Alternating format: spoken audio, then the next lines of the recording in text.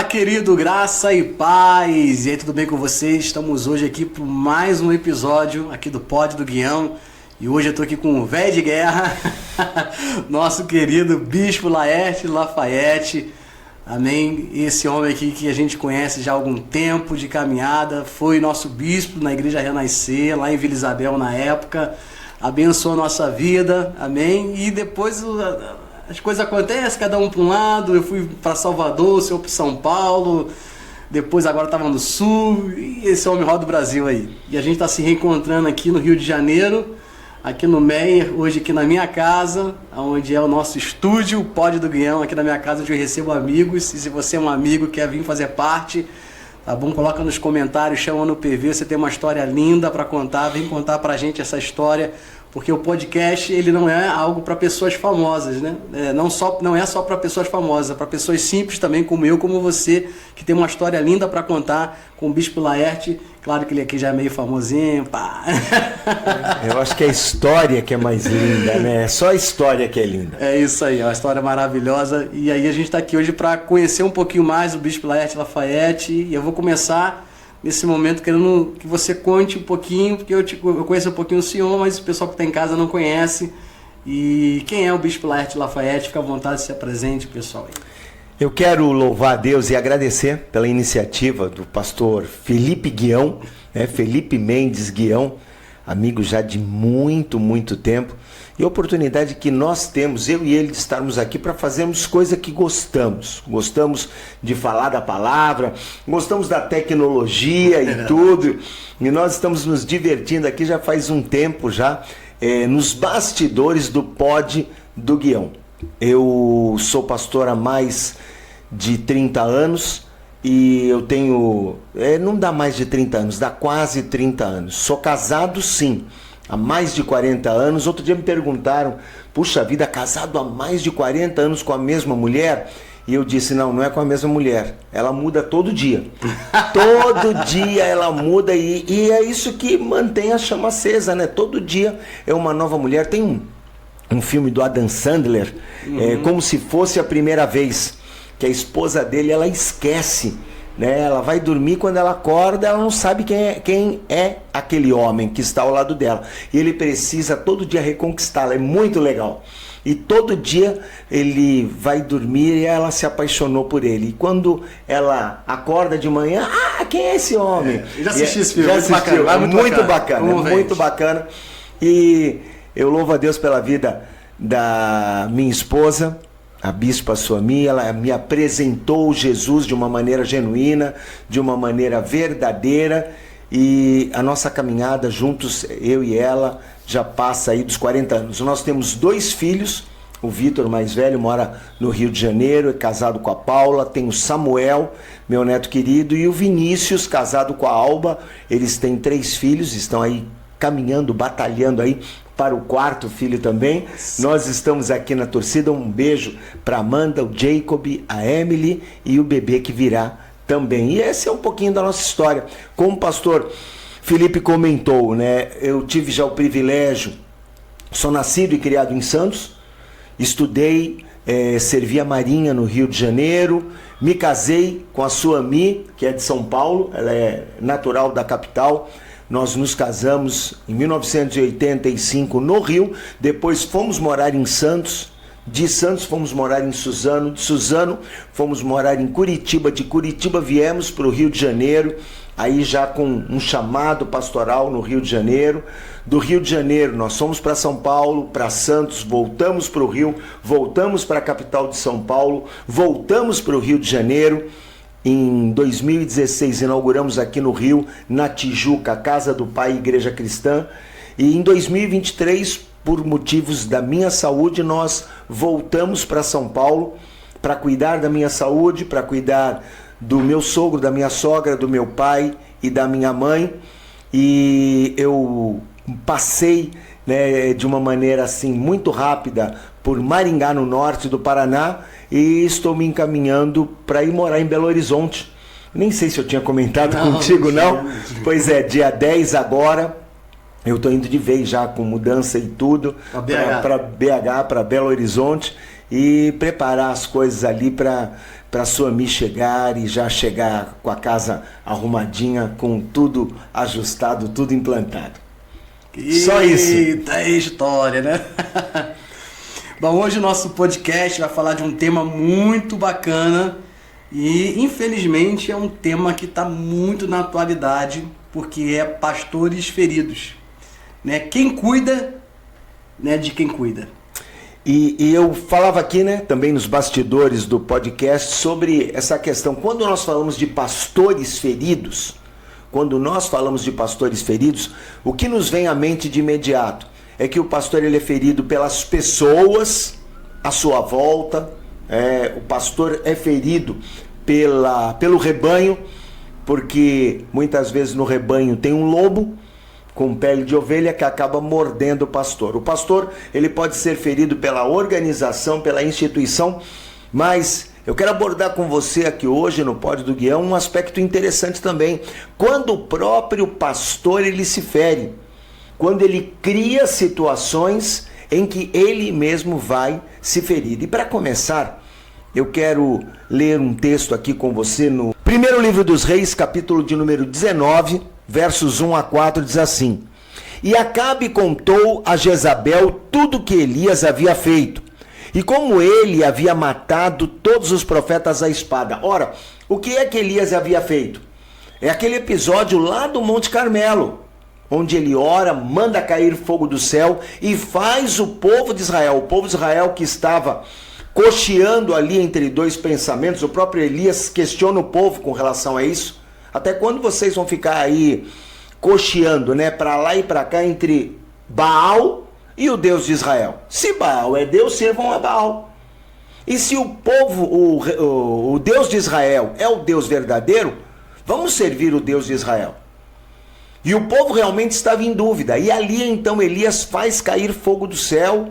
É um episódio que é muito conhecido, depois você pode ler no primeiro livro dos Reis, capítulo de número 18. E agora, Acabe, o rei de Israel, ele vai falar para sua esposa Jezabel o que tinha justamente acontecido. E Jezabel manda um recado para Elias. No verso 2, Jezabel envia um mensageiro a Elias e diz assim: Façam-me os deuses e ainda mais o que lhes aprouver, se eu não fizer a tua vida como a vida dos meus profetas até amanhã a esta hora. Ou seja, que os meus deuses façam comigo o que eles quiserem, se eu não matar você, Elias. Jezabel falando, pastor Felipe, se eu não te matar como você matou os meus profetas.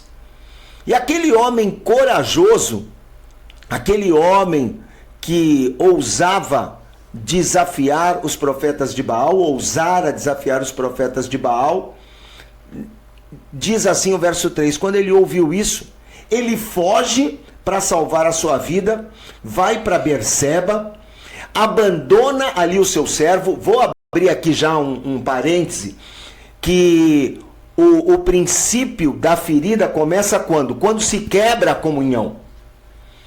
Ele abandona o servo e vai sozinho para o deserto.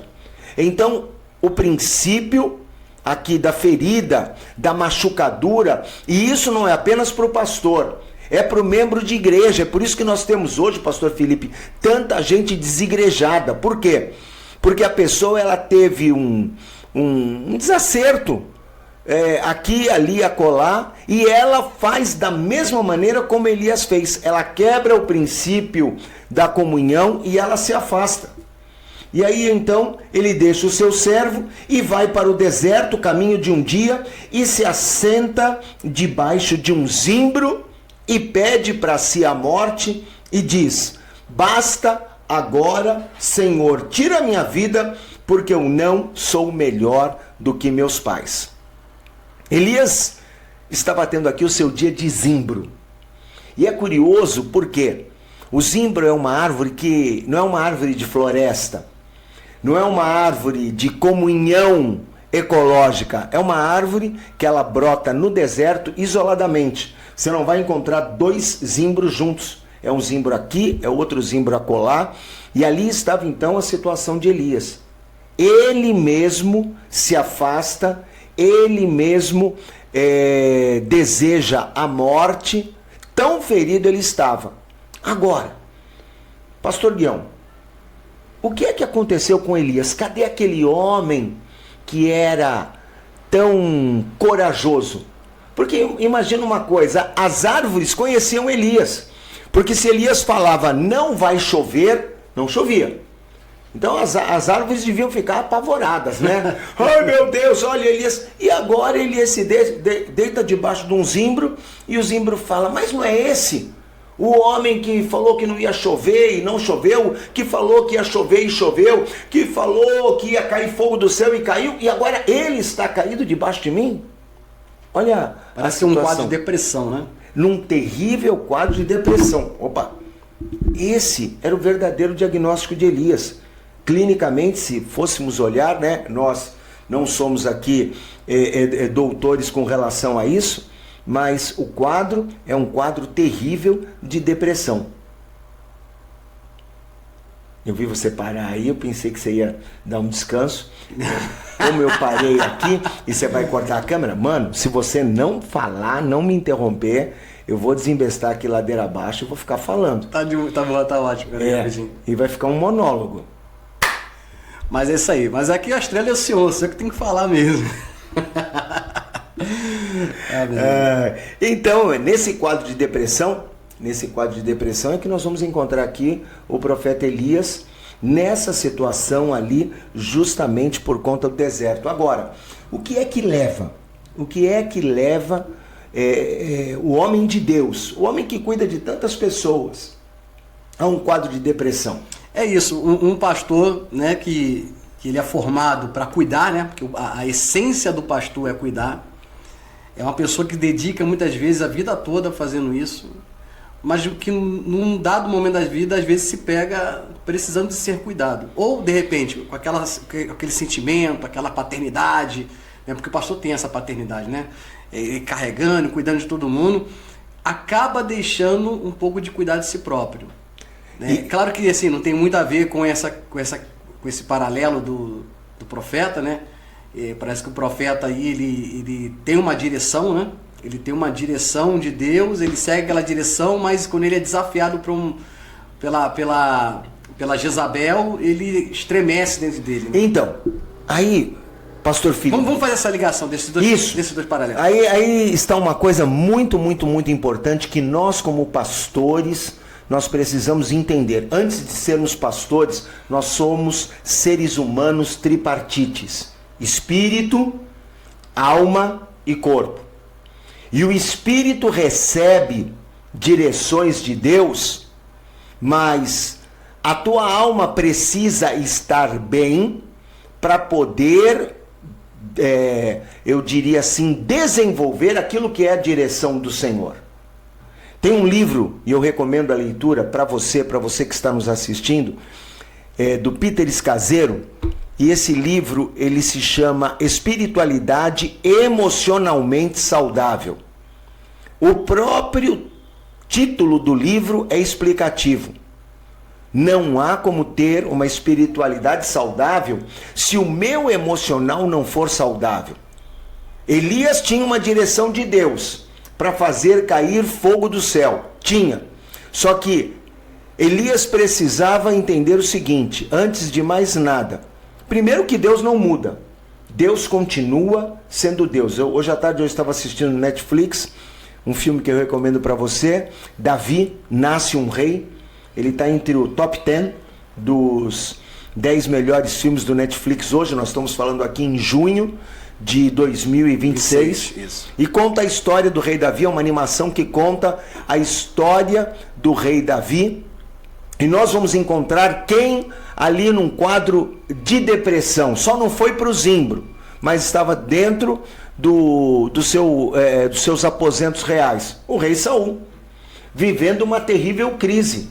Isso aí está lá no livro dos reis, está lá para a gente poder ver, olhar.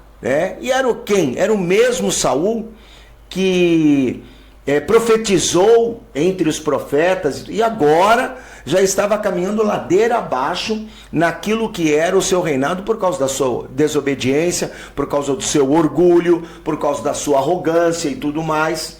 Então, o ser humano ele precisa ter esse entendimento, o pastor precisa ter esse entendimento. O mesmo pastor que executa as ordens que Deus lhe dá, é o mesmo pastor que precisa de férias, porque ele é corpo.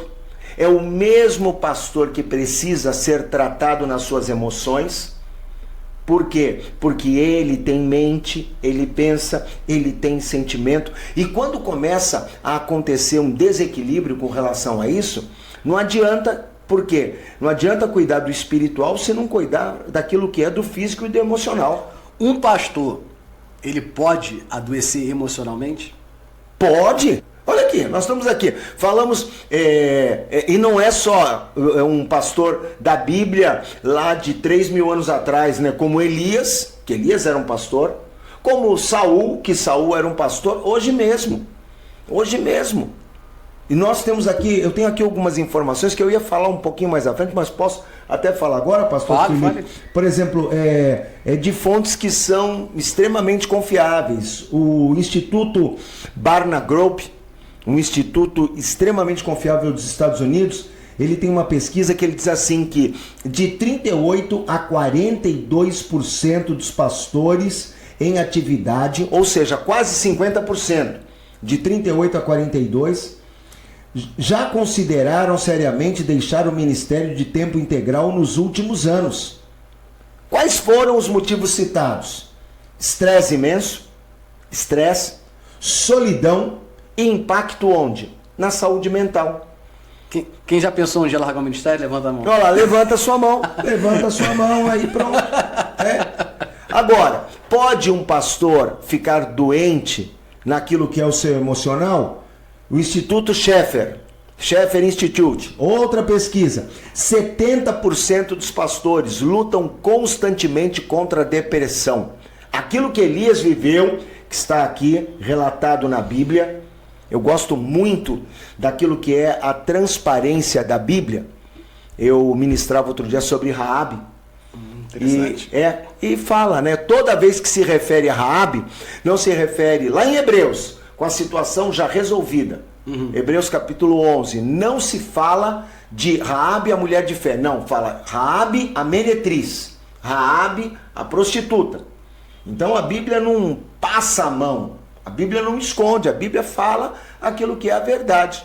E aí então, a mesma Bíblia que fala de Raabe, a prostituta, ela fala do rei Saul em depressão, ela mostra aqui Elias num quadro extremamente depressivo, e o Instituto Schaeffer, numa pesquisa da atualidade, o que ele mostra? 70% dos pastores lutam constantemente contra depressão, esgotamento emocional. 75%, um percentual mais alto, relatam sentir altos níveis de estresse de forma severa ou de forma crônica. Ou seja, então quando nós falamos será que um pastor pode adoecer emocionalmente, nós precisamos entender que pode e adoece. Como da mesma maneira, um pastor pode adoecer fisicamente, pastor Felipe? Pode. Pode. Mas o que acontece? Talvez o pastor tenha medo de tomar, vergonha. Vergonha de tomar remédio. Né? Por quê? Porque talvez vergonha de declarar que está doente, porque muitas vezes a fraqueza, a enfermidade, a doença, a dificuldade com o processo que demonstra a nossa fraqueza como ser humano, muitas vezes para as pessoas elas interpretam como algo espiritual. Sim, está em pecado. Exatamente. Está em pecado. E aí o próprio pastor muitas vezes ele oculta isso. E ele sente vergonha de justamente tomar um remédio. Eu tenho acompanhado desde 2024 o pastor Luiz Saião. Eu tive o privilégio de ter aula com ele na Faculdade Teológica Batista em São Paulo, isso em 1990, no começo dos anos 90. E as últimas postagens dele falando sobre a enfermidade, ele tem uma doença autoimune que pode passar a mão na pele dele que dói. E é uma dor terrível. Então ele falou, até para vestir roupa é complicado. Nossa. E você vai encontrar, é só ver no Instagram as postagens dele, ele diz assim, por favor, apenas ore por mim. Não me dê receita, porque eu vou ao médico e o médico já me receitou o que eu preciso fazer, sabe? Não ache isso, aquilo ou aquilo outro, simplesmente, se você me ama, ore por mim. E esse é um papel que nós precisamos como pastores, como povo de Deus assumir. Espírito, alma e corpo. Vamos apimentar esse negócio um pouquinho aqui? Então vamos lá. Porque eu fico pensando assim, o que leva uma pessoa a achar que um pastor ficou doente, um pastor está em depressão?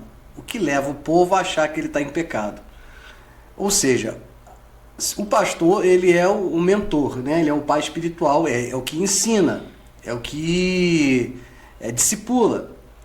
Então, cá para mim aqui, ou cá para nós, estamos discipulando errado. Porque se há uma igreja, né? É claro que assim, nós estamos falando de anos, né, desde a Reforma Protestante para cá, né, nós estamos falando de muitos anos, né, mas de uma cultura que foi estabelecida, porque quando eu falo nós, eu não estou falando do senhor ou de mim, mas nós da classe pastoral. Acho que nós ensinamos, né, ou seja, a igreja ensinou isso errado, criou-se essa cultura, né, do que, por exemplo, depressão, que é uma doença que não é uma doença nova. O senhor acabou de ler 2 textos aí que falam claramente de um processo depressivo, de pessoas que demonstram sintomas de depressão, mas a depressão ela é uma doença tecnicamente nova, só se fala de depressão há pouco tempo. Ainda muitas igrejas têm um tabu de achar que a depressão se resolve na oração. Depressão é demônio. Depressão é demônio. Muito obrigado. Resolver na oração resolve sim. Claro. Resolver na oração tem uma maneira polida de falar. Isso. Depressão é demônio. Isso. Aí a pessoa acha que não, é demônio, jejua a hora que demônio sai e resolve. E a gente sabe que, claro, que a oração tem os seus efeitos, né? A oração do justo tem os seus efeitos, mas que muitas vezes essa não é uma questão espiritual, mas é uma questão física. Então, ou seja, se o povo ele tem esse tipo de visão, é porque nós, né, nós que eu falo dos nossos antepassados, né, permitimos que isso fosse trazido para a igreja. Eu acredito, né, vou permitir que o senhor fale agora, abrir para que o senhor fale agora, porque 2 pastores no podcast é um problema. É uma luta pela palavra. Não, e 2 que gostam de falar, né? Então é uma luta pela palavra. É verdade, mas aqui a estrela aqui é o Senhor. Amém? A estrela é Cristo, né? É Cristo, amém. Glória a Deus. Então vamos lá.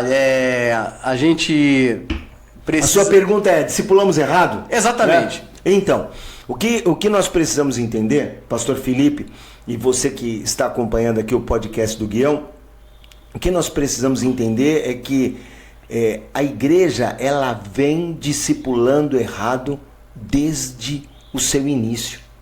Você citou a reforma protestante, mas a reforma não conseguiu resolver tudo que precisava resolver. Eu comentava com Samuel, meu neto, mais uma vez, falei aqui eu assistindo o vídeo do Davi com ele, eu comentava justamente com ele sobre quando a igreja, lá na época do imperador Constantino, ano 300, ela se associa com o Estado e o Estado se associa à igreja, e aí então se criam certas situações, certas instituições, e ali, por exemplo, se cria o confessionário. Uhum. Então se sabia quem matou, quem não matou, através do confessionário. Confessionário não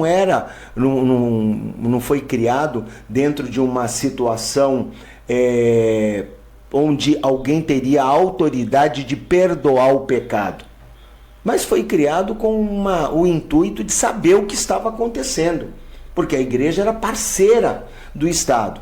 E essa mesma igreja, mas olha, hoje, nós não cremos no confessionário, nisso, naquilo. Essa mesma igreja, ela continua trazendo situações e carregando situações onde nós continuamos trabalhando de maneira errônea. Quando nós falamos, o que eu vou dizer aqui, por exemplo, né, nós falamos sobre reforma protestante, vamos falar sobre Martinho Lutero. E eu confesso, pastor Felipe, eu não conhecia esse livro de Lutero. Eu vi um livro de Lutero, não me recordo aqui o nome, mas hoje é muito fácil de você procurar. Dá uma bugada aí. Procura no Google que você vai achar. E Martinho Lutero falando que todo judeu deveria ser exterminado. Assustador isso. Quando me falaram, eu fiz o que você está fazendo, está procurando agora, porque você falou, não, eu acho que tem algum engano, eu não acredito. Haja luz e ouve luz. Eu não acredito. E eu também não acreditei. E essa é a herança da igreja. Então você acha que uma igreja que nasce dessa maneira, criando, por exemplo, o confessionário para poder espionar o que estava acontecendo na sociedade, uma igreja que, quando nós pensamos que ela vai passar pela reforma e tudo vai dar certo, e se Deus quiser, tudo vai dar pé. E o homem que idealiza essa reforma, ele manda matar o irmão. Então, é algo extremamente complicado. Então, quando nós falamos se estamos ensinando errado, nós vamos ver que a nossa igreja, a igreja já nasce nessa questão do ensino errado. E isso é um grande problema, por quê? Porque a igreja ela vai trabalhando uma questão de superioridade com relação àquele que não participa da igreja. A igreja então vem daquilo que é o alto clero, a igreja vem da alta sociedade, então participar da igreja traz uma condição de diferenciamento. E quando eu digo que nós ensinamos errado, pastor Felipe, é algo tão tremendo, porque o Senhor da igreja, Jesus Cristo, antes de ir para a cruz, o que ele faz? Ele lava os pés dos discípulos, simbolizando ali a maior condição de humildade possível. Então, se eu posso ser humilde a ponto de lavar o pé do meu servo, como é que eu não posso ser humilde a ponto de admitir que eu estou doente? A ponto de admitir que eu preciso de ajuda. De ajuda. Né? A ponto de eu, como pastor, admitir que eu preciso ter alguém que me acompanhe, que eu não posso ficar isolado no deserto. Não é vergonha. Mas pastor meio que tem aquilo que eu costumo chamar de a síndrome do sabichão. Ah, isso é verdade. E aí o pastor esquece que até o super-homem, ele tem lá o seu dia de criptonita. O senhor falou uma coisa interessante. Já tem bastante tempo, assim que eu não comecei na internet, eu gravei um vídeo que é o Super Pastor. E aí esse vídeo é engraçado porque começando a usar o fundo verde, né, e tal, e aí eu fiz um paralelo como se, né, as pessoas olhassem para o pastor como um super pastor. Tá até aqui na internet, depois eu vou ver se eu consigo colocar aqui em cima. Sim. O pessoal poder clicar aqui e poder assistir. Deu bastante repercussão na época, porque é interessante, né? A gente olha para o pastor como se ele fosse uma pessoa que nunca erra, porque também tem essa questão, né? Às vezes a pessoa olha ali, tem aquele olhar que o pastor ele é perfeito. Claro que ele tem que ser o mais parecido com Cristo possível, mas nós somos humanos, né? Nós estamos nos aperfeiçoando a cada dia e passivos a erros, passivos a momentos difíceis, né? E as pessoas elas olham para o pastor muitas vezes como um super-herói. Agora eu quero fazer a pergunta para o senhor que já pastoreou muitos pastores, né?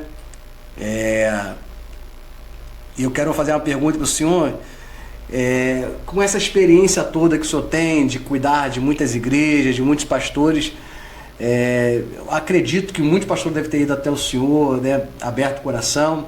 O que mais, né, estatisticamente falando, que o senhor lembra assim na memória, o que mais é comum, né, na vida de um pastor ferido? O que mais fere a vida de um pastor? Aí, pastor Felipe, eu até preciso parar para ponderar e falar sobre uma situação assim que precisa ficar bem clara, né? Não existe uma situação que seja específica.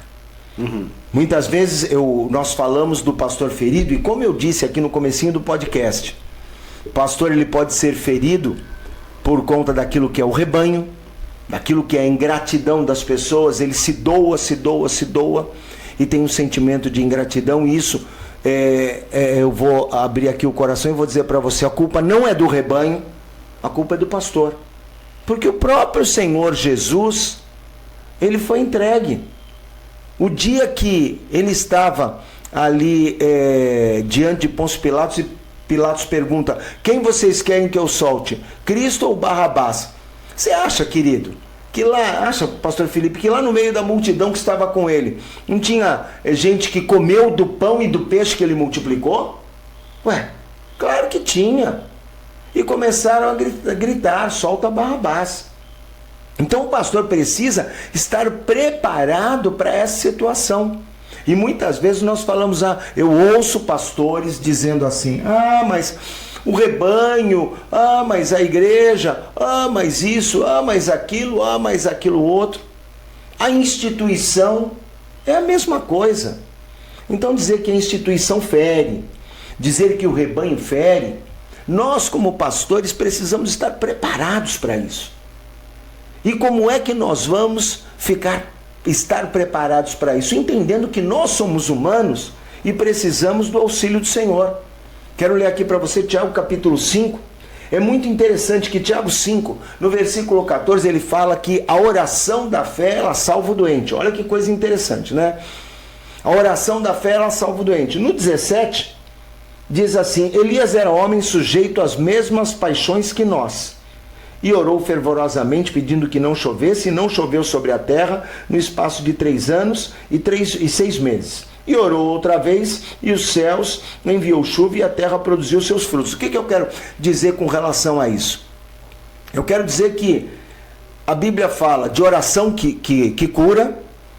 Então, o nosso podcast aqui não vai ter em tempo algum, em palavra alguma, a condição de invalidar aquilo que é o poder da oração. Mas o que nós precisamos entender é que nós somos humanos. E da mesma maneira como somos humanos, nós podemos ter um espinho na nossa carne, como Paulo dizia que tinha. Certo. Como Paulo recomenda a Timóteo um remédio, porque ele sofria mal do estômago. Certo. E olha, Timóteo era tão amado de Paulo porque Paulo não mandava uma rajada de glória sobre ele e ele era curado. É verdade. Não é verdade? Então haverá situações e situações.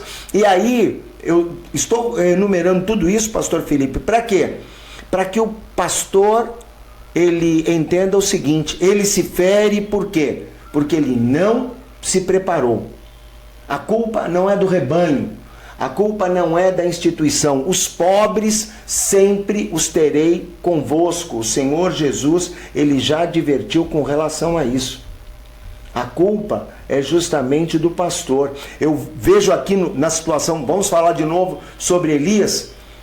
Mas talvez, talvez não seja a culpa, beleza, o pastor não se preparou, sim, o pastor não se formou, e aí ele vem enfrentando isso. Mas aquele que discipulou aquela pessoa para ser pastor não deveria ter feito isso? Então, mas não fez por quê? Porque também não sabia. Porque também não sabia. Porque também um ciclo vicioso. É um ciclo vicioso. Que nós estamos quebrando aqui. Estamos hoje trabalhando para quebrar aqui. Não só nós. Eu tenho visto a igreja se movendo com relação a isso.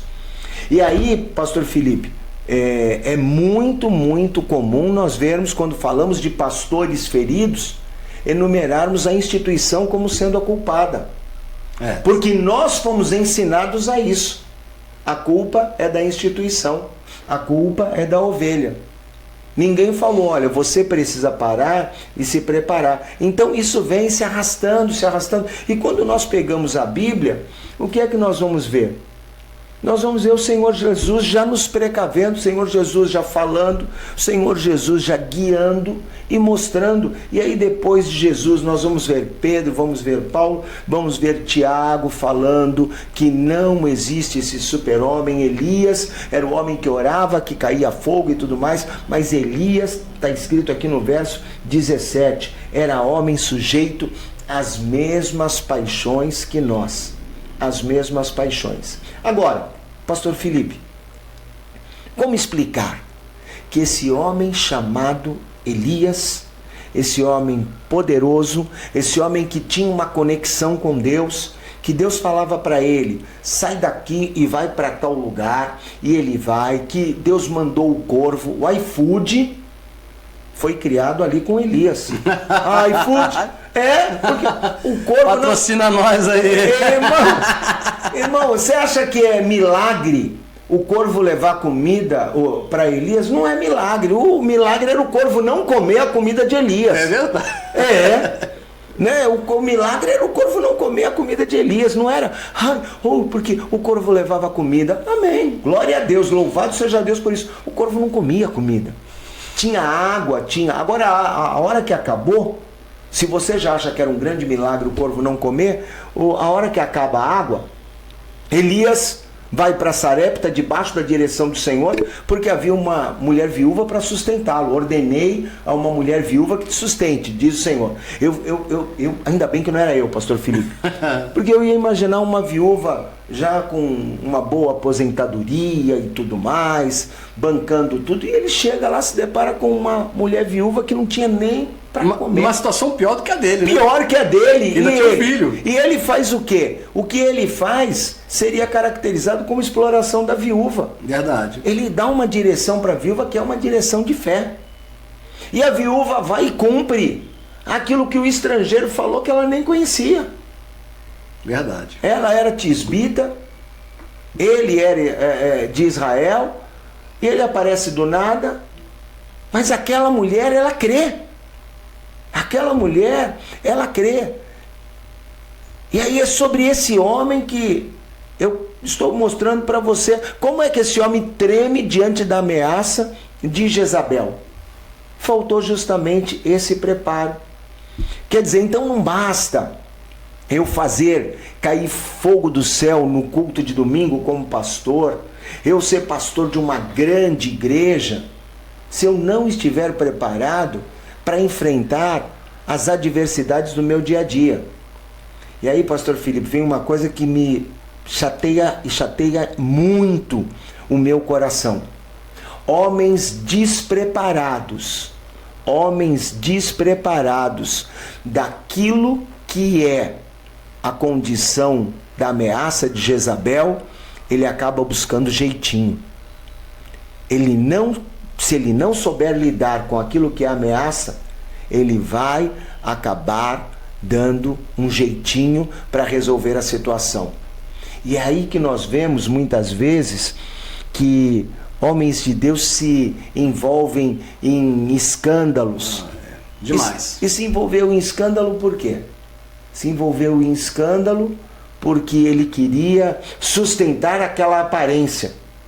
Tem uma música, eu não sei se é do Odair José, mas não é do seu tempo, você não era nascido. Nem conheço. Não. Gerry Adriane, sei lá. Você que sabe, escreve aqui no comentário, por favor. O nome da música é Aparência. E o trecho da música diz assim: aparências nada mais sustentaram nossa vida. E aí o pastor que vive de aparência, ele vai ter que ficar vivendo de aparência, e vai chegar uma hora em que a corda vai romper, ele não vai sustentar, e aí ele vai precisar procurar um culpado. O culpado é a instituição, o culpado é o rebanho, o culpado é a sociedade, o culpado é isso, o culpado é aquilo, o culpado é aquilo. É a síndrome de Adão, transferindo sempre a responsabilidade. A síndrome de Adão. Você falou da síndrome de Adão, vou aproveitar e fazer um jabá. Eu estou na fase final, pastor Felipe, não sei também se comentei contigo, de um livro. O título do livro é Desafios do Homem Pós-Moderno. E eu escolhi ali 12. O senhor está escrevendo? Já está escrito, já está em fase de diagramação. Eu sei que vai lançar amanhã né? Não, amanhã nós lançamos amanhã 6 de junho, nós lançamos que é uma antologia. Eu escrevi um capítulo junto com outros 19 escritores, chama Marcados. E essa antologia, o que é que ela traz? Ela traz o nosso testemunho de uma maneira muito breve. É um capítulo falando do meu testemunho e de outros 19 homens que a gente nunca teve nem a ambição de ser escritor. Uhum. Mas uma coisa é certa, o que une esses 20 homens? Eles foram marcados por Deus. Entendi. E hoje, amanhã nós vamos estar lançando então, dia 6 de junho, essa antologia Marcados. Esse outro não. Esse outro é um livro que eu escrevi. Comecei a escrever em 2004. Eu demorei muito tempo, ele ficou parado. E eu terminei de escrever esse livro nos últimos 6 meses. Sim, Deus me deu muita graça e nos últimos 6 meses eu fui escrevendo. Quero agradecer aqui o meu querido filho querido Leandro Capilupi, lá de Maricá. O Leandro fez toda a revisão ortográfica para mim, a questão de gramática, a questão de coisa que você vai escrevendo e naquela empolgação, às vezes a coisa fica meio sem pé nem cabeça. O Leandro fez todo um trabalho maravilhoso. O livro está agora em fase de diagramação. Certo. E eu acredito que aí mais uns 2 meses, 3 meses, o livro esteja pronto aí para a gente poder... Informação quentinha para quem está aqui no Pod do Guião. Para você aqui no Pod do Guião, você poder... E o primeiro capítulo, falando do desafio do homem pós-moderno, por que eu estou falando sobre isso? O primeiro capítulo é falando sobre Adão. E Adão vive um desafio entre a ação e a omissão. Entre o agir e o projetar a culpa em outro. E a questão do pastor ferido, ela tem muito a ver com isso. Faltou ação para o pastor. Para o pastor procurar ajuda. Para o pastor entender, eu não sou um Superman. Para o pastor poder compreender, eu tenho também as minhas fraquezas, eu tenho que ter alguém com quem eu possa dividir as minhas dificuldades. Pastor Felipe Guião, se você falasse para um pastor fazer terapia, fazer análise, procurar um psicólogo, há 10 anos atrás isso ia ser uma vergonha para ele. Ia ser uma vergonha. Não, eu digo para o senhor, o pastor Cristiano Catibe, aqui da Igreja Batista do Meia, Batista Renovada do Meia, ele escreveu um livro sobre depressão. Sim. Ele teve depressão e ansiedade depois que ele passou por uma cirurgia cardíaca e por conta de uma medicação, né, que foi tirada sem o desmame, ele então sofreu com esse sintoma, né? E aí chamou o pessoal para orar e tal, e aí ele conseguiu se curar, né? Deus usou as mãos dos médicos, né? Então ele passou por um tratamento, uma terapia, um acompanhamento. Perfeito. E aí isso fez com que ele escrevesse um livro, e ele estava dizendo para mim esses dias, falou, eu tenho tido muita dificuldade de levar o meu livro nas igrejas. Pois é. Porque é um assunto que as pessoas ainda têm muito tabu. Levam o primeiro, antes de mais nada, no nosso carinho ao pastor Cristiano. E isso justamente é assim, você usou uma palavra muito interessante, né? É um grande tabu e por conta disso leva a pessoa ao isolamento, leva a pessoa à solidão, leva a pessoa a não ter um relacionamento de abertura de coração, um confidente, é verdade. Uma pessoa com quem ela possa desenvolver um relacionamento terapêutico. E eu sou muito grato. Eu quero até aproveitar e contar um pouquinho aqui daquilo que aconteceu no ano de 2020, em meio à pandemia. Eu tive uma situação, um caso de ausência patológica. Eu estava de pé e eu me desliguei, caiu a conexão. E a Bispa Suami, coisa de 30 segundos, quando ela veio, ela me disse que eu estava parado olhando para o vazio. E aí ela me pôs no carro, leva para o médico. E eu achando que eu já estava bom, né? Não, eu estou bem. Nós chegamos no médico ali na época de pandemia. O médico falou, vai para casa, filho, não tem como atender você. E aí então não tive mais nada até 2021, quando eu tive uma primeira convulsão. E eu saí, fiquei internado 5 dias, aqui no Rio de Janeiro, no Hospital Cardoso Fontes. Aí fiz uma bateria de exames e não conseguiram chegar a diagnóstico nenhum, fui encaminhado a um neurologista. O neurologista me receitou um remédio controlado. Eu tomei por 6 meses e como não tive mais nada, o que eu achei? Tô curado. Você falou do desmame, né? Uhum. Do medicamento, da medicação. Eu falei, não, tô curado, não preciso tomar remédio. E aí, então, não tive mais nada. Até quando? Até 2023, quando eu desmaiei. Tinha saído do carro, graças a Deus, pela sua infinita misericórdia, que eu tinha saído do carro e desmaiei. Desmaiei na frente do Samuel, desmaiei na frente da sua amiga. O Samuel achou que era brincadeira. Para de graça, avô. E aí voltei no neurologista, tomei uma bronca. O neurologista me lembrou uma coisa que parece que eu não sabia, que eu estava acima do peso, apenas 25 quilos a mais. E ele falou, cara, se você não emagrecer, não se tratar, não tomar o remédio, você vai morrer. Eu voltei, eu tomo remédio hoje e todo dia eu agradeço a Deus. Senhor, obrigado porque eu não tive mais convulsão. E emagreceu, né? Emagreci. Obrigado, Senhor, porque eu também pude emagrecer. Quando ele chegou aqui que eu abri a porta, eu falei, quem é esse garotão aí? E hoje eu vou contar para vocês, já tem um tempão que eu não compro roupa para mim. Eu uso roupa do Vitor, do Vini, e é uma bênção. É os filhos dele, os 2 garotões. Os meus 2 filhos, eu uso roupa deles. Hoje nós vestimos o mesmo manequim, hoje os 3. Os 3. Então, e não se resolve só com oração. A oração ela é essencial, a oração ela é primordial, mas tem coisa que você não vai resolver só com oração. Tem que ter a oração, mas também a ação. Isso aí. Ação. Não adianta ficar projetando a culpa em cima de outro, como fez Adão. A mulher que tu me deste, ele não põe a culpa na Eva. Uhum. Tu que me deu essa mulher. Deus barra Eva. O argumento é Deus na frente, né? A culpa é sua que me deu essa mulher e a mulher me deu. Então, sabe? Então é bom, é fácil nós procurarmos aquilo que é um culpado. Bispão, deixa eu te fazer uma pergunta aqui. Como o pastor ele pode identificar que não é mais um cansaço, que agora virou um esgotamento? E o esgotamento ele é uma doença, né? Ele adoece o corpo.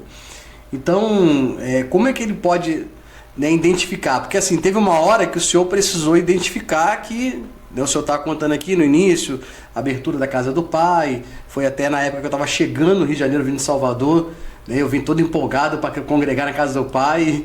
Eu lembro que e aí, o senhor me passou, não, Felipe, tive esse problema e tal, Não tem mais casa do pai. Não tem mais, estamos voltando agora e assim, qual é o momento que a pessoa tem que falar assim, não, eu preciso parar? Aí, Felipe, eu vou voltar aqui com outra anotação, né? Perfeito. Para identificar isso, primeiro a pessoa, o pastor, ele precisa sair debaixo do zimbro. Ele precisa sair debaixo do zimbro. O pastor precisa quebrar esse processo de solidão na vida dele. E isso precisa ser feito de uma maneira verdadeira, de uma maneira genuína. Eu sei que não é fácil o que eu vou dizer aqui, mas hoje a igreja promove os encontros de pastores. Quando eu digo a igreja, eu falo da igreja como um todo, não igreja A, B ou C. Perfeito. Mas a igreja promove o encontro de pastor, que muitas vezes também se perdeu no meio do caminho. Por isso que é o encontro de pastores de tal região, é o encontro de pastores daquela região. Que seria nasce com um sentido na essência, isso. Na essência de vamos cuidar um dos outros. Perfeitamente. Vamos uns aos outros. Perfeitamente. Vamos chorar um com o outro. Infelizmente, eu sei que alguns, infelizmente, ainda não... Então, e aí perdeu a essência. Fica patinando. Dentro daqueles 2 institutos que eu falei, o Barna, também o Lifeguard, eles, numa pesquisa de 2020 para cá, essa pesquisa não tem mais que 6 anos, fala que 70% dos pastores não tem um amigo próximo ou um confidente de confiança com quem possam compartilhar abertamente lutas, vulnerabilidade. Por quê? Porque temem aquilo que é o julgamento ou a retaliação. A retaliação, muitas vezes, eu vou falar que a retaliação política. E a retaliação política não vem de direita ou de esquerda. Ela vem dentro da instituição. Não, porque fulano é fraco. Não, porque fulano é isso. Não, porque o principado derrotou o fulano. Eu já ouvi essa frase. Hoje, sabe, para mim ela me soa assim uma verdadeira piada. O principado derrotou justamente o fulano. Mas um dia o senhor pensou assim também? Claro que pensei. É isso. Claro que pensei. Por isso que eu falo com tanta propriedade. Por isso que eu falo com tanta propriedade. Eu não falo com base naquilo que é simplesmente o dado da pesquisa. É por isso que eu toquei, né, naquele assunto inicialmente. A gente... nós ensinamos errado porque aprendemos errado, né? E no decorrer da nossa caminhada nós descobrimos que estávamos... Opa, tem uma coisa que não está batendo. Ou seja, então hoje nós estamos aqui, eu acredito que a gente vai ajudar muita gente, eu creio que vai ajudar muitos pastores, você que está aí ouvindo, que de repente está identificando que o seu pastor precisa de ajuda, que o seu pastor está assoberbado, que o seu pastor está carregando, ou de repente que você nunca tinha pensado nisso. Né? Às vezes, de repente, as pessoas ligam tanto para o pastor para pedir um conselho, né? Para tirar uma dúvida, mas dificilmente liga, como é que o senhor está, né? O senhor está bem? Posso orar pelo senhor hoje? Tem uma coisa que... né? Tem uma coisa que está acontecendo que eu poderia ajudar de alguma forma. A gente não encontra isso. Né? Você tinha perguntado, Felipe, antes, né? A gente foi indo. Como é que o pastor identifica isso? Isso, né? Você tem que chegar uma hora que você tem que falar, não, preciso parar agora. Então. Stop. Deixa eu colocar aqui três gatilhos que levam o pastor para debaixo do zimbro. Primeiro deles, crítica e cobrança. Crítica e cobrança. Muitas vezes, pastor, ele vive um ambiente extremamente pesado. Como o pastor Felipe falou, ninguém liga para perguntar para o pastor, isso, aquilo, outro, está precisando, posso ajudar, posso servir. Muitas pessoas até servem, mas servem por quê? Debaixo daquele modelo errado que nós somos ensinados, onde a pessoa faz porque é obrigada ou porque é A, B ou C. Eu fui ministrar recente numa igreja e quando eu desci do altar, uma menina que ela deve ter uns 20 anos, mas que eu orei muito por ela na infância dela, e ela veio estender a mão para pegar minha Bíblia. Minha Bíblia é pequenininha, sabe? Só tinha a Bíblia e o celular na mão. E ela estendeu, deixa eu levar para o senhor. E eu sei que é com sinceridade. Não é porque, olha, eu vou pegar a sua Bíblia e o senhor vai me ungir presbítero depois. É porque é isso que nós somos ensinados, né? Faz por onde que eu te ungirei. É uma troca, né? Faz por onde que eu te ungirei. Aí, em contrapartida, o pastor vai criando aquela armadura, aquela couraça que não é da justiça, mas é a couraça anticrítica e anticobrança. Então ele vai se fechando. É uma autodefesa, né? É uma autodefesa. Porque ninguém que vai ajudá-lo na simplicidade, na pureza, vai fazer aquilo que o pastor Felipe falou. Vou ligar hoje para perguntar se ele precisa de alguma coisa, né? Até mesmo porque muitos pastores nessa autodefesa, o que eles começaram a fazer? Antes de eu ser criticado, eu vou criticar. Antes que eu tenha que ajudar, eu já vou arrumar alguém que me ajude. E aí ele vai estabelecendo situações que são assim tenebrosas. Eu comentava aqui com o pastor Felipe, eu anotei aqui, de um escândalo que aconteceu. Teve divulgação na imprensa, chamou aí a operação Falso Profeta lá no Maranhão, onde em abril desse ano, de 2026, 2 meses atrás, o pastor, ele usava a estrutura da igreja para aplicar punições psicológicas, castigos físicos severos contra os fiéis, chicotada, humilhação pública e até privação de alimento. Como é que ele fazia privação de alimento para a pessoa que trancava dentro da igreja? Eu não acompanhei. Pois é, não, graças a Deus, né? Graças a Deus que fui poupado. Deus nos poupa de uma coisa dessa. Mas não estou aqui defendendo o pastor, claro que não. Mas eu estou dizendo que muitas vezes, por o temor daquilo que é a crítica e a cobrança, se isola. Se isola. A segunda coisa, então a crítica e a cobrança.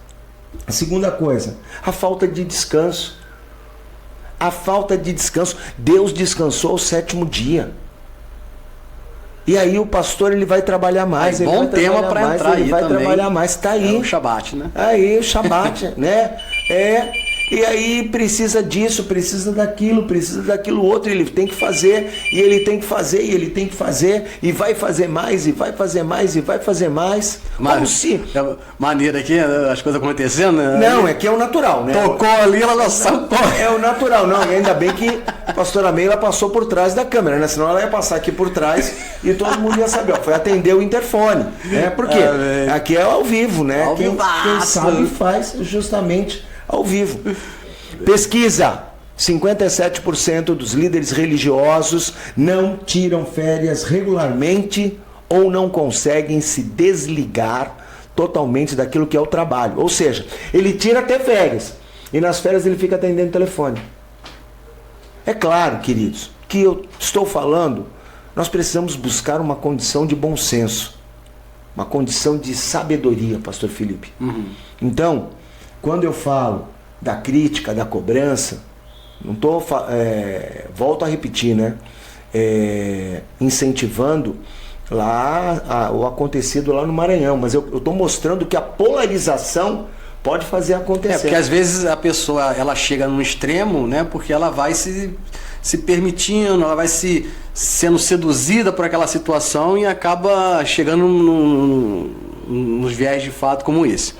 Mas eu quero aproveitar. Tem aí no terceiro gatilho, antes de você aproveitar. Aproveita, então falei da questão da crítica e da cobrança, da falta de descanso, Hoje eu tenho hora para dormir e eu tenho hora para acordar. Durante anos na minha vida eu tive hora para acordar. Não tinha hora para dormir.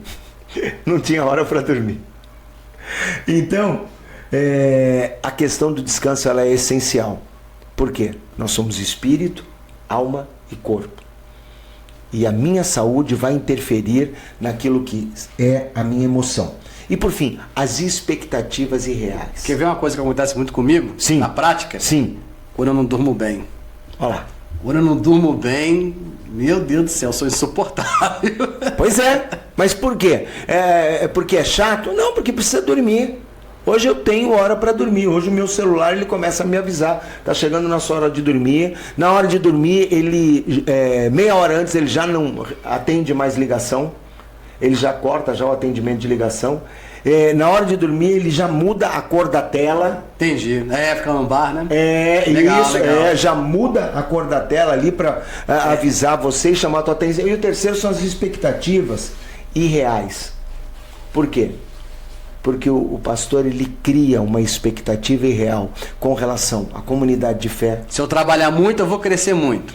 Cria uma expectativa irreal com relação àquilo que é a instituição, né? Se a igreja não está crescendo é porque eu não estou fazendo o suficiente. É culpa minha. Então ele acha, eu tenho que ser perfeito. Eu tenho que ser perfeito na administração. Eu tenho que ser perfeito na pregação. Eu tenho que ser perfeito no aconselhamento. Eu tenho que ser perfeito na minha vida familiar. E nós não somos perfeitos. Verdade. É isso. Então, a nossa pretensão aqui hoje, no Pod do Guião, não é ensinar nada para você. O que eu e o pastor Felipe estamos falando é coisa que você já sabe. Nós estamos apenas aqui relembrando. Abrindo seus olhos, porque... Só isso, mais nada. É a hora de reconhecer que precisa de ajuda, que precisa parar, que precisa ter um momento, né, de você falar besterol. Pois é. Terapêutica isso, né? Não.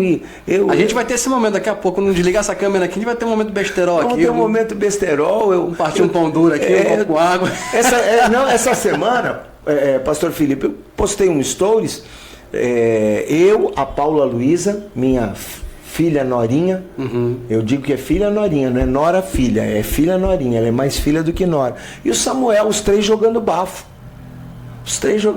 A mão doía que Deus dava, a carta não virava e tudo mais. E a gente rindo. Legal. E nós estávamos ali rindo. Eu vou entrar numa fase aí, vamos aprofundar um pouquinho isso, porque a gente está falando muito do pastor, né? Pastor que tem que saber a hora de parar, que às vezes sofre pressão. E quando isso começa a interferir na família? Esse é o grande problema. Eu falei aqui, nas expectativas irreais, né? Onde ele acha que ele precisa ser perfeito. Na administração, pregação, no aconselhamento e na vida familiar. Porque chega uma hora em que ele acha que precisa ser perfeito, que aí começou já a interferir, e ele já está no casamento, no relacionamento. No casamento, na criação dos filhos. Pastorzão, se você não quer parar por você, pare pela sua família, não é isso? Pelo menos. Não, e até mesmo, o pastor Felipe falava da questão do besteirol. O que você quer, pastor? Para os teus filhos. Eu tenho uma grande, eu vou confessar aqui, uma grande preocupação. Que ela não é apenas minha. Um dia o Vitor, meu filho mais velho, ele veio, ele me chamou e falou assim: pai, nós precisamos fazer isso, isso e aquilo, porque senão daqui a um tempo eu não sei como é que nós vamos fazer para criar o seu neto. E ele falava de criar o meu neto espiritualmente. Ele falava de um ambiente igreja para o meu neto, filho dele. Então, pastor, essa é o meu zelo, essa é a minha preocupação. Eu conheço... Não ser como os filhos de Eli. A gente conversou já algumas vezes, né? Inclusive, eu moro lá em Salvador, a gente voltou a se aproximar. E engraçado que esse ponto, né? Eu acho que foi algo que marcou muito o senhor, porque o senhor já contou isso algumas vezes. Né? Sim. Demais. Parece que tem uma hora, que é um momento que a gente... tem algo que balança mais a gente, né? Então acho que a decisão, né, do senhor se reposicionar no ambiente, né, ministerial, não estou falando espiritual. Sim. Ministerial esse acho que foi o estopim. Quando tocou nessa feridinha chamada neto. Quando tocou nessa questão de descendência. Deixa eu falar uma coisa para você. O meu neto, ele enche a boca. Ele saiu hoje à tarde e ele saiu com uma camisa azul do Santos. Ele até perguntou para mim: você não trouxe sua camisa do Santos? E aí eu falei para ele: cara, o vô não trouxe porque hoje eu só tenho uma camisa e ela não estava limpa e eu acabei não trazendo e tudo. E ele enche a boca para dizer uma coisa: Felipe, eu sou a 5ª geração de santistas da minha família. O meu tataravô, o seu Nelson, era santista. A minha bisavó, Dona Noêmia, era santista. O meu vô, o Laerte, é santista. O meu pai, o Vitor, é santista. Eu, Samuel, sou santista. Eu quero, querido, querida, que o meu neto possa dizer: o meu vô foi pastor, o meu pai é pastor ou foi pastor e eu sou pastor. Glória a Deus. Sabe, que nós não venhamos a enfrentar o problema de ver os filhos afastados do caminho do Senhor e acharmos que os nossos filhos precisam não, porque olha, ele precisou de um descanso. Até porque às vezes o filho acompanha tanto o processo do pai, né? O pai sofrendo, o pai abdicando da família, se desgastando e muitas vezes sendo traído, muitas vezes não sendo valorizado, enfim. Os zimbros se prolongando. Exatamente. E aí, aquela criança cresce vendo aquilo. É aquilo. Com certeza, né, numa autodefesa, eu não vou querer ser o que meu pai foi, porque eu não quero passar pelos mesmos processos que ele passou. Né? Eu me lembro de uma vez também, abrindo aqui, que eu estava pastorando uma igreja, e aí uma irmã do Ministério dos meus filhos estavam começando a crescer na igreja, e aquele negócio, né, corre, aquela bagunça santa, né? E juntamente com outras crianças também, claro, né? Tudo bem que ele puxava a patota, né? Era o líder? O líder. Mas assim, e aí uma irmã, a gente fazendo uma reunião lá com as crianças, uma irmã falou assim, não, que o filho do pastor tem que ser exemplo. Aí o bispão, tomei a palavra na hora. Opa, peraí. O filho do pastor é criança. O filho do pastor é criança. E é essa igreja que coloca o pastor embaixo do zimbro. Né? Não eu diria assim, né? Essa igreja, a igreja chamada A, B ou C. Mas claro. É esse posicionamento da igreja. Porque a irmã não falou nada que ela não tenha sido ensinada aonde? Ela aprendeu. Dentro da igreja. Ela aprendeu daquele jeito. Dentro da igreja. Eu louvo a Deus hoje. Por quê? Porque a igreja, ela começou a criar espaços e entender que existem crianças que são atípicas. Crianças que têm intolerância a ruído. Certo. E hoje tem uma igreja mais inclusiva nessa e as nossas igrejas são tremendamente barulhentas. Somos. Né? São tremendamente barulhentas. Aleluia. Igrejas que então sabem lidar melhor com isso, e isso tem sido excelente para acolher justamente, né? E não manter aquela situação, aquela rigidez, aquela coisa de isso. Quando que o filho do pastor, que é uma criança, tem que ser o exemplo? Ele é criança, acima de tudo. E o próprio Jesus, o que ele diz com relação às crianças?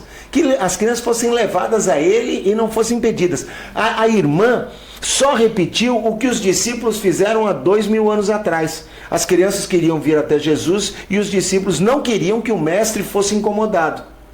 É isso. Na mesma hora eu peguei ali a palavra, tomei a palavra e falei, opa, peraí, meu filho tem que ser exemplo. Não, todos têm que ser exemplo. Todo mundo.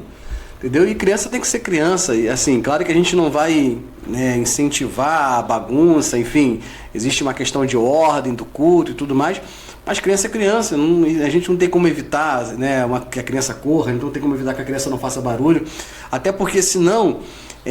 Claro que assim, o ideal é que, como o senhor falou, essa questão da inclusão, né, de ter um espaço apropriado. Entender isso, né? Isso, e não só de um espaço de tirar as crianças para colocar na salinha da bagunça, na salinha tira do templo para colocar na salinha, para que a mãe possa assistir o culto em paz, para que a criança não atrapalhe o culto, e na verdade ela está lá dentro só... Passando o tempo. Só passando tempo. Hoje as igrejas, eu tenho visto isso, onde eu tenho passado, graças a Deus eu tenho passado em alguns lugares, e que é uma preocupação do culto infantil, do ensinamento, né? Então assim, eu tenho visto que a igreja tem despertado para isso. Então tem muitas igrejas que infelizmente ainda não têm essa visão, mas hoje, graças a Deus, eu tenho estado em alguns lugares, eu tenho percebido essa preocupação. Inclusive tem igrejas que têm templos fenomenais, que são os templos kids. É maravilhoso aquilo, um investimento. Porque se tem uma coisa, né, que gera custo na igreja, né, mas ela gera assim, um resultado no reino, mas a longo prazo, porque aquela criança que é criança hoje, né, tem uma frase que eu ouvi, que é muito interessante, é a seguinte frase, que ela vai conseguir fechar esse entendimento que eu estou tentando trazer. Quando a gente ganha um adulto, a gente ganha meia vida. Mas quando a gente ganha uma criança, a gente ganha uma vida inteira. E nós precisamos, pastor Felipe, entender uma coisa, que essa criança, ela vai se deparar lá na frente com desafios que são, assim, eu diria, grandiosos. Essa criança vai para a universidade, e na universidade ela vai se deparar com uma leviandade, com todo um choque de informações. Vai ser bombardeada. E se ela não estiver fundamentada naquilo que é a sua fé, ela vai tropeçar. Recentemente, agora na igreja que eu congrego, um jovem chegou para a mãe e falou assim: mãe, me tira desse colégio. A mãe, mas por quê? Ele, não, eu quero preservar um pouco da inocência que eu ainda tenho. Pois é. Quer dizer, um menino que é criado na igreja, né? Participa do movimento jovem que a igreja tem, e entendeu que o ambiente que ele estava ia levar ele ao pecado. Então agora, enquanto ele consegue ver isso, tudo bem. Chega uma hora em que ele não vai poder recorrer à mãe. Ele vai ter que entrar no seu quarto, fechar a porta ali no secreto e pedir: Senhor, me livra disso. E se ele não tiver uma experiência viva com o Senhor, se ele não foi ensinado nisso... Agora, vamos pegar, pastor Felipe, a condição desse jovem entrando no secreto e pedindo: Senhor, me livra da má companhia, me livra disso, me livra do assédio daquela garota, porque aquela garota é bonita, a minha carne clama por ela. Se ele não tiver essa sabedoria, ele não vai conseguir vencer. E é aí que muitas vezes o pastor não tem esse entendimento também, de entrar no secreto e poder clamar ao Senhor. O menino foi onde? Na mãe, a confidente, certo, a conselheira. O pastor não tem.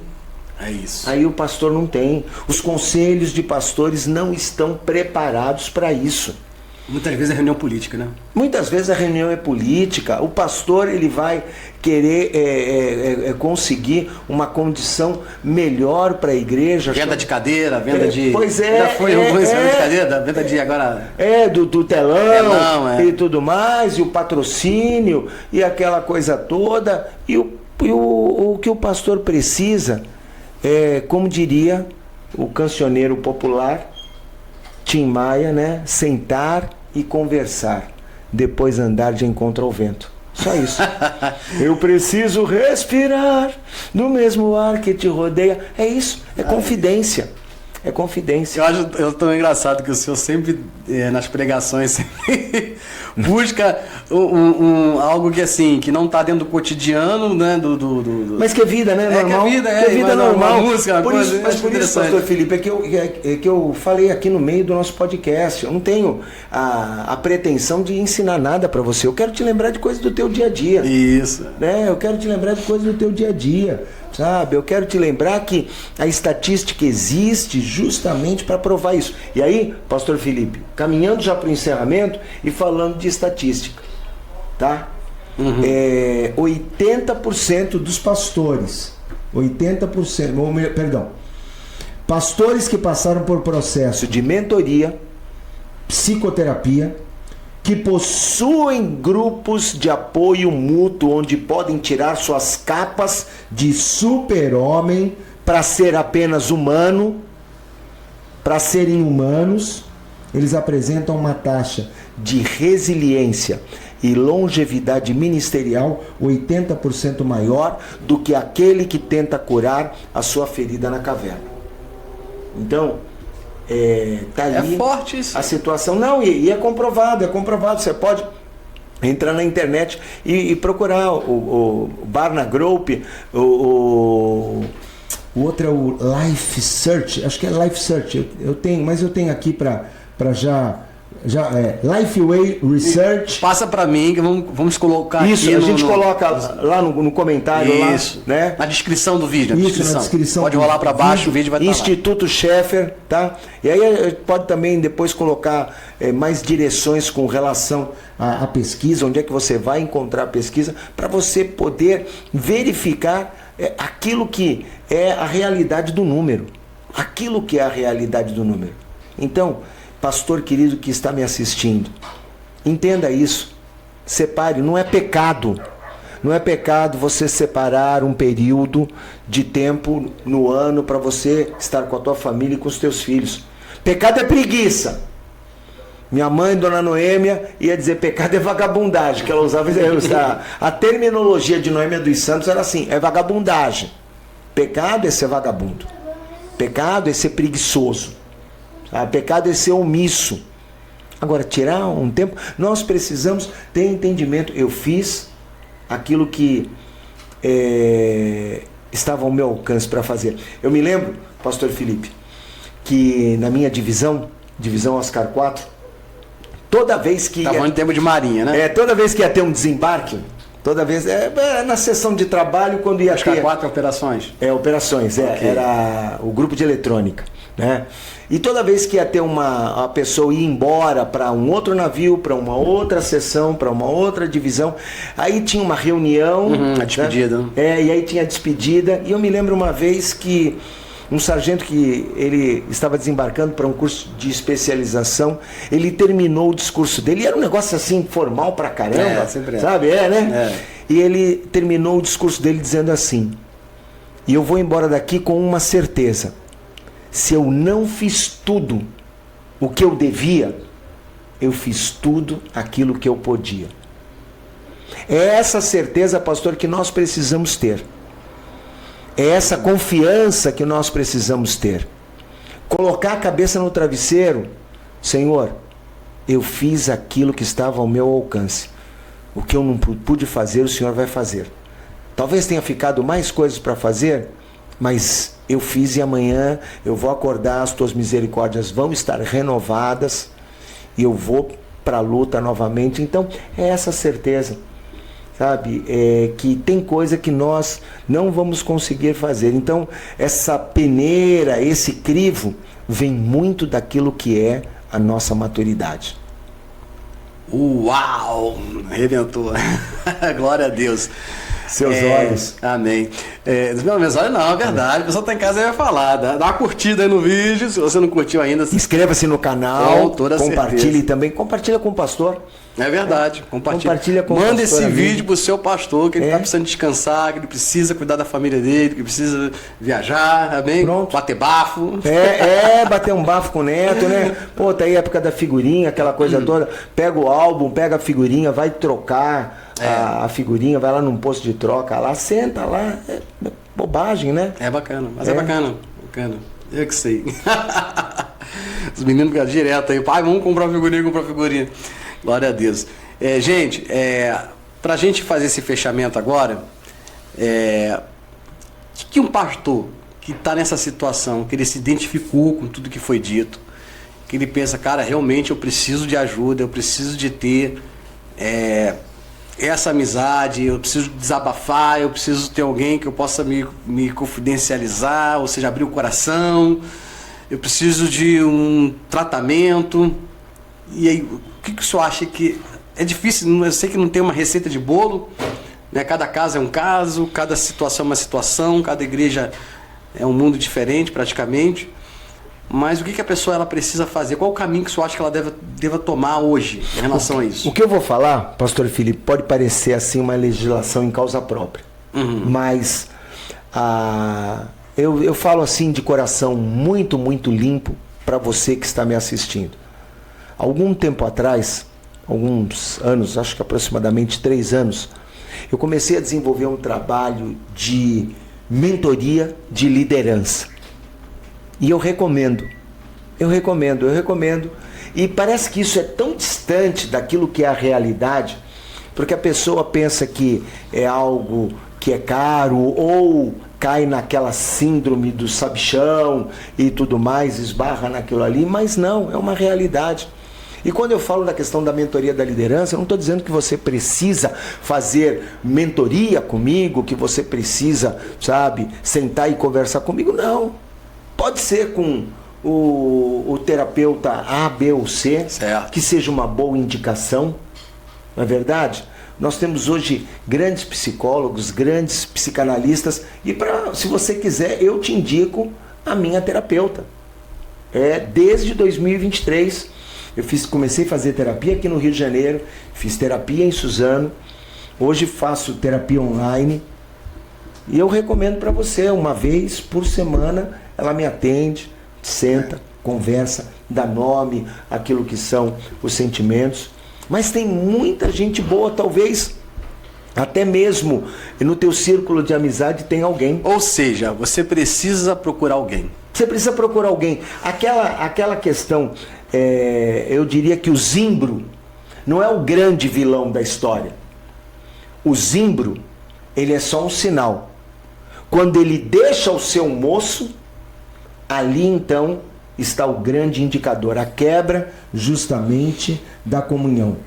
Então, essa questão de se procurar ajuda não é um mero capricho organizacional. Hoje em dia, sim, eu vejo as pessoas achando isso, aquilo, não, uma ferramenta de preservação. Tempo de mesa, né? De fortalecimento. De uma maneira transparente, de uma maneira honesta. Por falar de transparência, tá aí outra coisa que eu venho já falando há muito, muito tempo e que rouba aquilo que é a paz de muito pastor. Transparência. E quando eu falo de transparência, eu estou falando, pastor Felipe, naquilo que é a condição financeira. A condição financeira, por quê? Porque misericórdia, por causa da bagunça administrativa que se cria, a igreja muitas vezes nem um tesoureiro tem. Nem um tesoureiro tem. Eu conheci um lugar onde o marido era o presidente, a esposa era a vice, um filho era o tesoureiro, o outro filho era o secretário. Deu ruim. Aí não dá para ter credibilidade. E aí o pastor vai ter dor de cabeça. Vai ter dor de cabeça. É mais fácil prestar conta. E aí, querido, querida, eu falo isso, traga para a tua vida pessoal, seja transparente nas contas com a tua esposa. E eu falo isso, pastor Felipe, de experiência própria, porque muitas vezes eu quis, assim, segurar o tchan, amarrar o tchan, para que sua amiga não soubesse, segura o tchan. Irmão, não, ela não precisa saber disso. Olha, esse mês a conta não fechou, esse mês ficou devendo, vou poupá-la. Não, depois lá na frente, quando estourou, a impressão que se passava para ela é que eu tinha mentido para ela. Entendi. Que eu tinha mentido para ela. Então é melhor, se não dá para fazer, não dá. Hoje eu sei.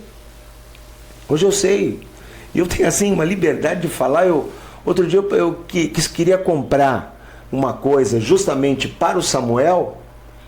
E aí eu sabia que representava 5 almoços meus que eu ia ter que levar a marmita de casa. Então não vou comer na rua, compro o que eu queria comprar, que era um atlas da natureza para dar de presente para o Samuel. E aí, durante esses 5 dias, o que eu fiz? Eu levei a marmita de casa. Não morri. Deu trabalho? Deu. Talvez não seja tão prático, não. Teve que esquentar no micro-ondas, teve. E tudo mais. Mas comi bem e tudo mais. Abrindo mão de uma coisa em prol da outra. Né? É melhor, porque aí senão você vai fazendo coisa aqui. Aí a pergunta, precisa ter telão? Precisa? Pra que vai? Não, se pode, beleza, né? Se pode, não. Legal. Amém. Mas se não pode... Mas aí a pergunta é, será que verdadeiramente precisa? Ou só vai se meter em mais um rolo? Para depois ter que ficar arrancando a lã da ovelha? É horrível. O couro da ovelha e trazendo um peso sobre a ovelha. E aí vai ser a ovelha que, em vez de auxiliar o pastor, vira as costas para o pastor. E aí depois o que o pastor fala? Me abandonou, isso e aquilo, e estou ferido por causa da ovelha. Mas na verdade foi a má administração dele. Era a direção dele que precisava ser importante. Eu comento lá no livro, no capítulo de Adão, uma coisa assim que é meio romântica. Mas eu acredito. E eu quero, quando chegar no céu, é um outro livro que eu vou escrever, perguntas que eu vou fazer quando chegar no céu. E esse título eu já conheço, ó. Esse título é antigo, eu já estou para redigir, ele está com mais de 300 páginas, que é pergunta que não acaba mais. Por que Adão não pegou Eva pela mão e falou, mulher, pega a fruta aí, pega tudo, vamos até Deus para a gente conversar. E ele não chegou diante de Deus e não falou para Deus, Senhor, dei mole, não estava perto dela, mas eu trouxe ela até aqui agora, vamos ver o que dá para fazer, o que dá para consertar.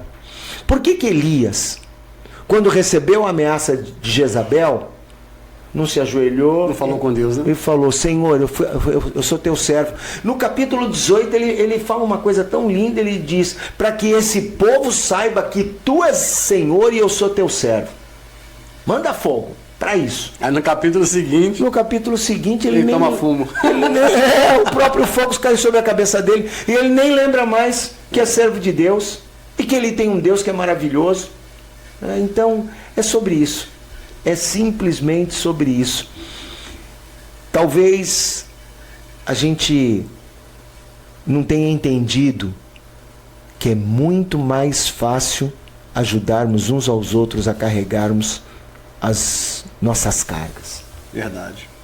E vai fazer com que, quando o dia que nós aprendermos isso, tivermos honestidade de nos despirmos da capa do Superman, tivermos a coragem de confessarmos os nossos pecados, os nossos erros, não quisermos tudo para nós.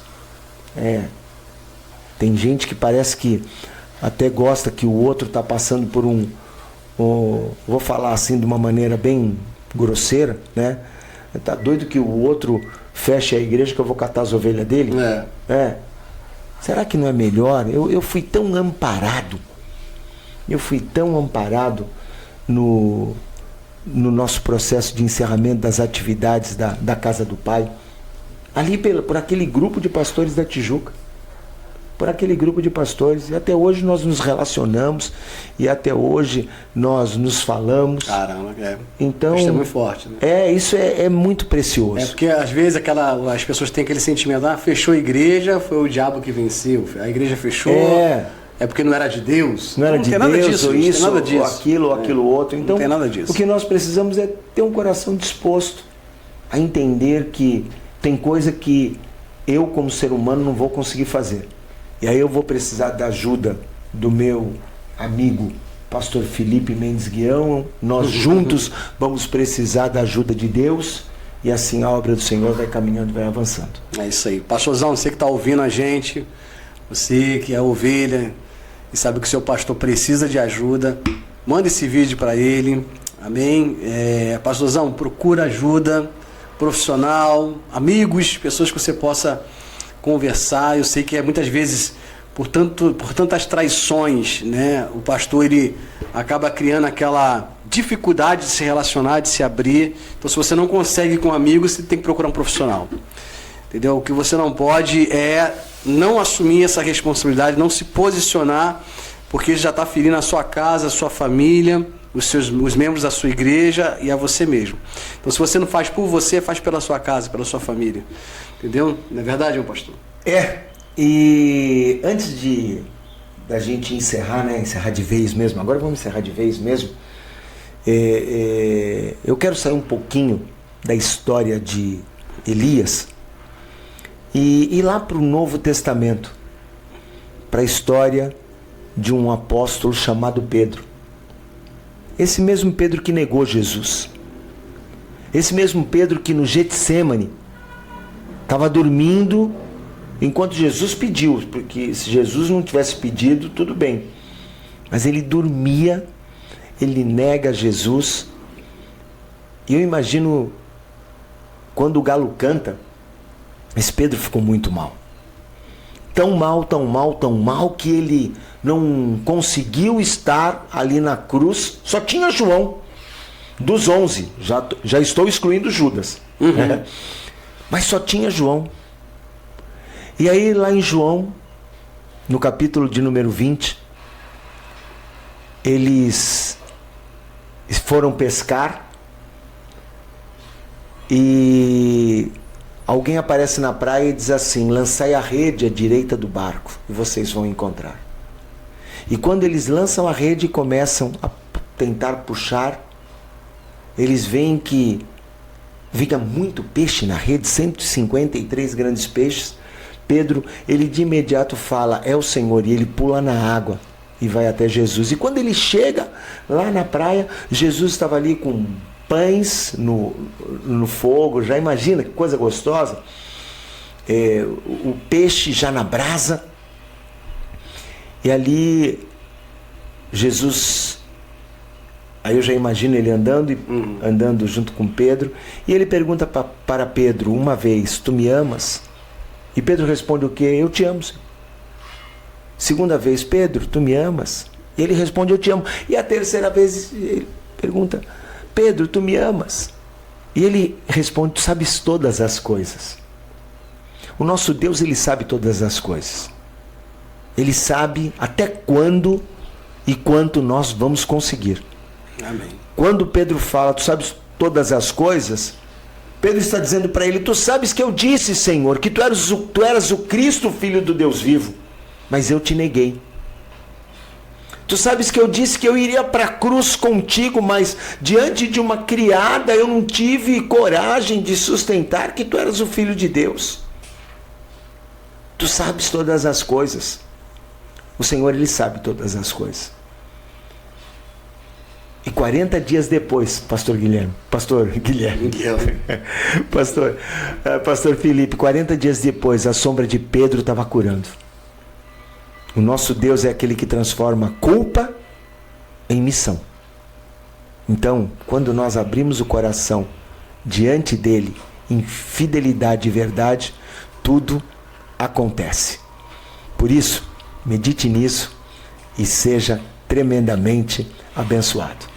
Pastor Felipe, agora é para acabar. Agora é para acabar, tá certo. Gente, muito obrigado pela sua audiência, pelo seu tempo aqui conosco. Amém? Meu pastor, meu bispo, meu amigo, Laerte Lafayette, muito obrigado pela tua vinda até aqui. Amém. Amém. Ele veio aqui pro Rio resolver algumas coisas, fazer uma cena do livro. Eu falei, opa, vamos lá em casa, vamos gravar. Que alegria estar aqui. E a gente tirou esse momento aí para estar compartilhando, né, de tantas coisas maravilhosas que o Senhor tem acrescentado na nossa vida, né? Amém. Superações, testemunho. Glória a Deus. Muito obrigado aí. Valeu. Bispão. É nóis. Tamo junto, pessoal. Até o próximo episódio. Que Deus abençoe. Se você precisar de ajuda, você pode entrar em contato conosco aqui. A gente vai estar indicando você procurar o pastor, o nosso bispo Laerte. Amém? Se você, como nós dissemos aqui, né? Se você não tem alguém próximo, procura alguém próximo. Se você precisa de uma mentoria, ele tem esse trabalho para que pode te ajudar também. Enfim, não fique sozinho. Procure uma forma, procure o seu caminho, procure algo para sair dessa situação. O que não pode é procrastinar.